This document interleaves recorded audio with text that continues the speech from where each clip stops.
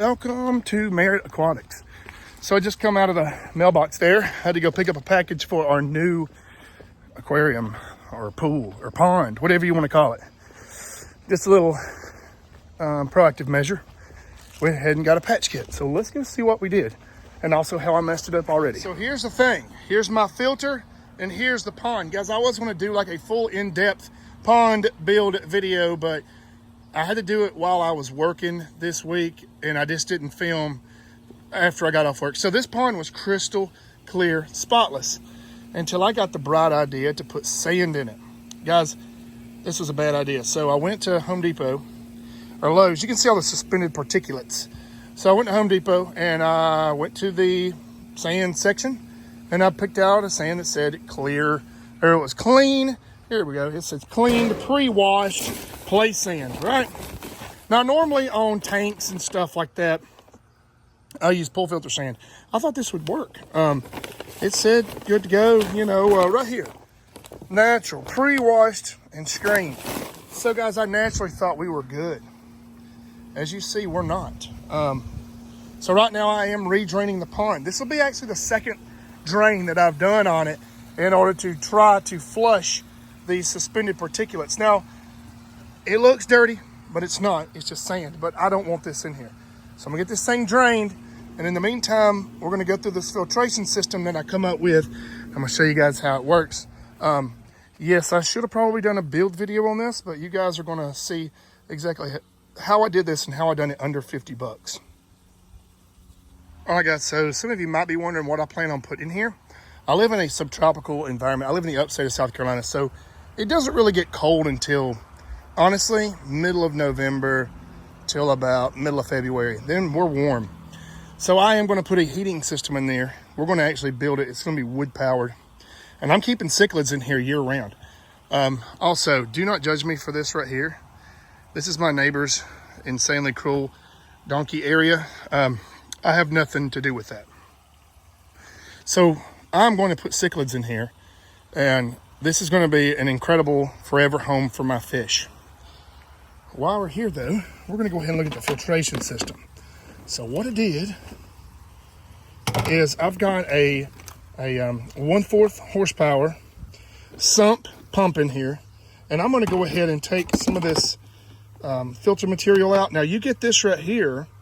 This is it's like batting or stuffing material. You get this from Hobby Lobby, and it's cheap. It's like $3 a bag. So it's really, really affordable. And what I did was I took my sump, I buried it inside here, and then I packed lava rock around it. Now, we're also going to pack probably some more. I'm going to try to bring this up a little bit more where we get more of the rock filtration. And what we did was we drilled holes in the top of the lid so that water has to flow down in here and bounce all around all of this rock, all of our media. And it also goes through this filtration screen, this batting. I can't remember the name of it, but it's like $3 a bag, and you get plenty enough of it.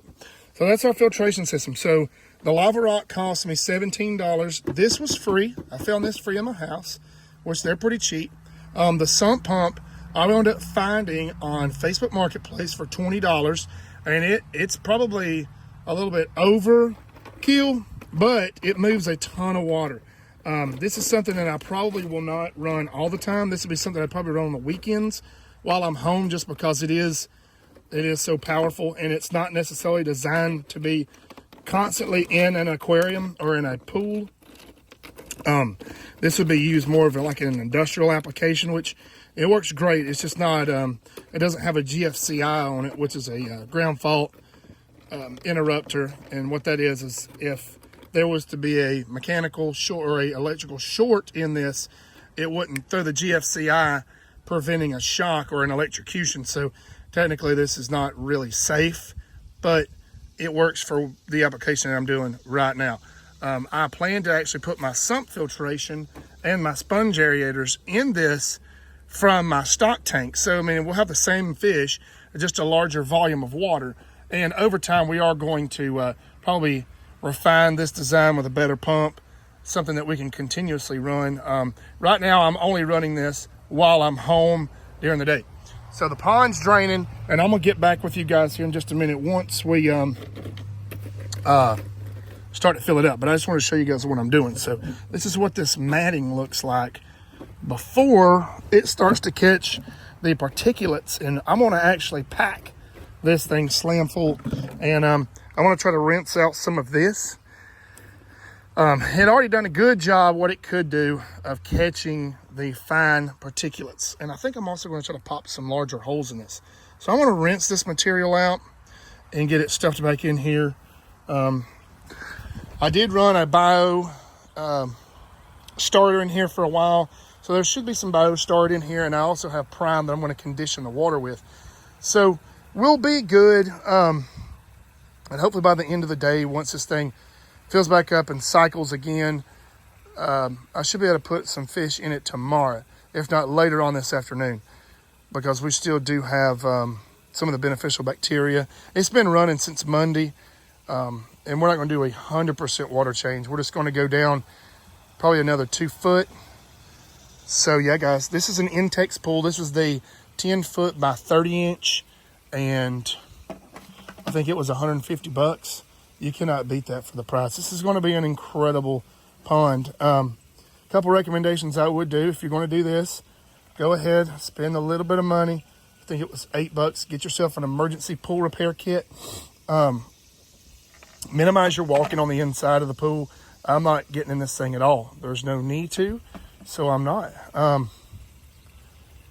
And you guys can see she's draining good. I just pulled the drain on it. So yeah, I'm gonna get this repacked, get it set up, get it back ready to go, and then we'll be ready to fill it back up here in about 2 hours. So I'll see you guys back in a minute. So while the pond is draining, I'm gonna go ahead and run the filter. I went ahead and put it back in. I did rinse what I could out of the old media, but I wanted it to go ahead and throw out any of the remaining junk that was in that filtration system before we do the final fill. So you see that water's coming out crystal clear. It's really scrubbing this water. That's a good thing. What I'm going to do is drain it down probably halfway on our filter. Then we're going to fill it back up. Hopefully it'll be clear, because I know there's a lot of ponds out there that people, they would leave it like this dingy. If you follow me, my aquariums are crystal clear. And there's no reason at all that this cannot be crystal clear with the amount of water volume that we have for filtration. It's unbelievable the amount of volume. And I can tell this thing is really scrubbing that water. It's coming out super, super clear. So in the meantime, I'm going to trim up this rose bush. Definitely don't want anything sharp near my pool. And eventually, hopefully, if this works out, we're going to have all my cichlids, most of my cichlids in here, my Sylvanes. We're going to have quite a few fish. And then eventually, we might have our red tail in here. So our red tail cats. Let's do it. So while this thing's draining, I went ahead and installed the factory filtration system. This just has like a little filter cartridge type thing in it. Should be pretty good at circulating water and removing particulates and stuff like that. I'm just going to run this as pretty much a backup. I'll probably run this one half the time, and then our biological filter the other half. It really just depends on how the pool or how the pond reacts to fish and everything. You see, we're getting the water down now. I'm thinking that this pump and this together will help get all of this fine particulates out once it's time to refill it. I know that putting sand in this thing was possibly a bad idea, but you got to have some kind of, or at least I wanted some kind of substrate in it for the fish. So in the meantime, I went ahead and installed this filter. Now I do have plugs for it like I did having it before, and I went ahead and just took them out. So yeah, that's pretty much it for this segment of the video. See, our two plates there. We're gonna put our plants on it. So, all right, guys, she's steady draining. I'm gonna pull it down just a little bit more, and then we're gonna refill it. While we're here, we'll go ahead and look at the filter that is in the factory filter. So, you know, we could probably doctor this thing up and pack some material in there. The impeller on this thing's tiny. It ain't gonna do much. I mean, this thing will be good for just circulating the water. Pretty much that's it. But it's not gonna create necessarily like a biofilter like what this is gonna be with the rock and stuff. This will work really good to circulate the water on days where I don't want to run the big massive pump, or if this one fails, we'll have a backup for a while until I can get another sump, which I actually plan on. So that's an 1.5 inch sump. I only really need about a 3/4 to an inch sump. That is way overkill right here. Extreme overkill. But my theory is, which this works out in a mechanical sense too, especially in my line of work. So like something that is overkill, such as this, doesn't have to work as hard as something that is smaller, if that makes sense. So the pump itself's not really having to work nearly as hard, even though it does use more energy. It's moving a lot larger volume of water at one time. At least that's my theory behind it. I don't know. But you see the pool is draining. Hopefully we can get this haziness out of it today, because I'm really wanting to get some fish in here. And I'd like to start filling it up before the sun, or whenever the sun starts to get right above us, so that it can warm this water up and these fish can kind of start to get used to a day-night cycle where it'll get a little cooler at night, and let it start, you know, the water start warming up too. I'm shooting for a temperature around 60, probably around 65 to about 70, 78, 80 degrees. It should actually get pretty warm here because we got plenty of sun in this area of my yard. But all right, let's let it drain for just a little bit longer, and then we're gonna start filling it. Honestly, looking at this pool pump system with the variable drive settings right here, this thing actually might wind up being valuable.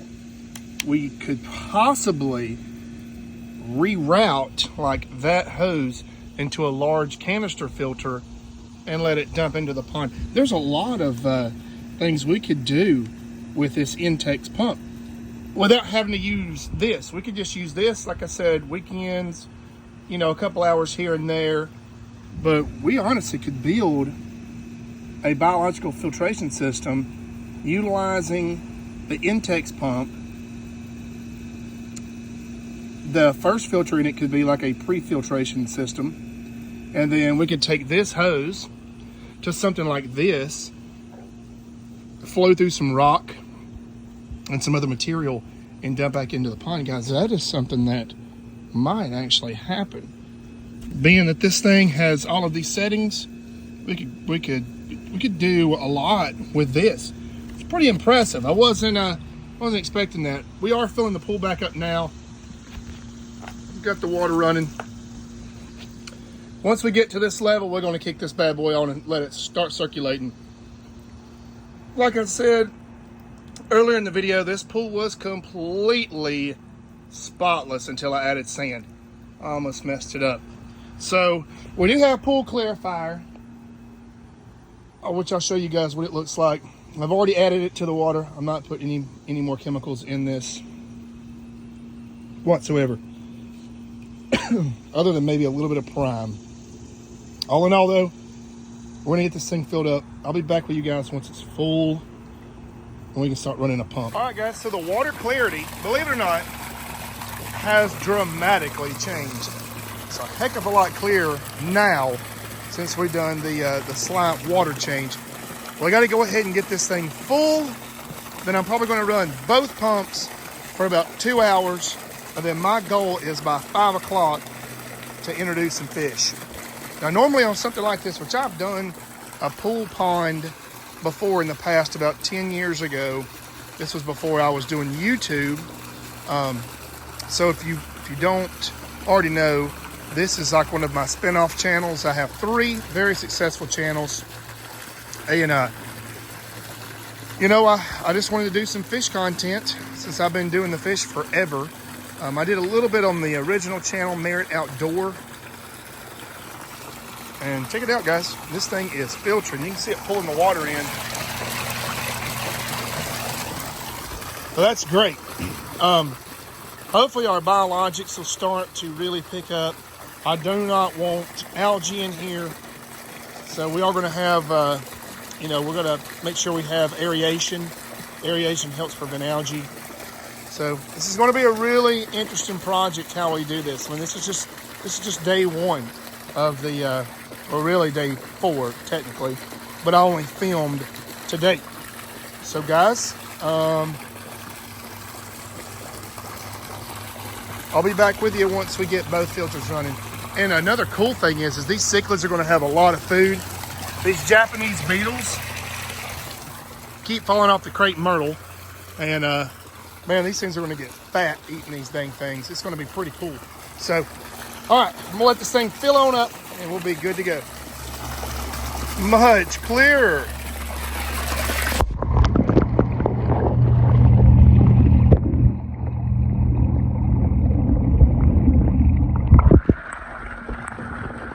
Guys, this thing is incredibly clear.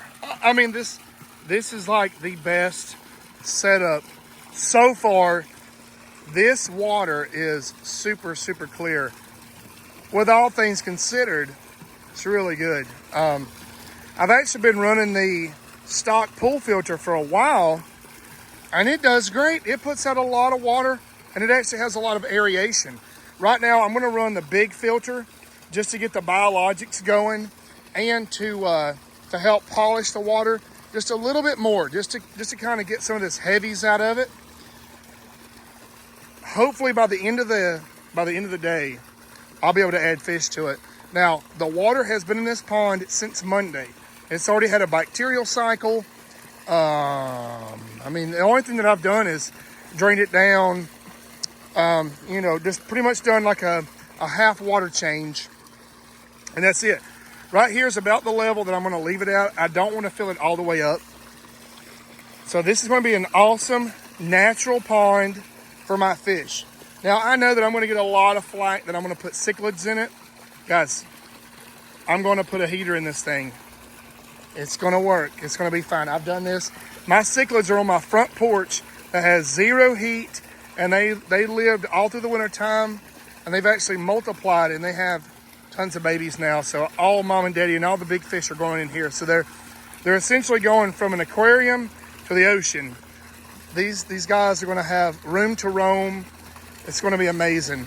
So we've covered the filter, we've filled up the pond, and we've got it clear. So I'm going to put the camera probably in the water and let you guys see how it looks.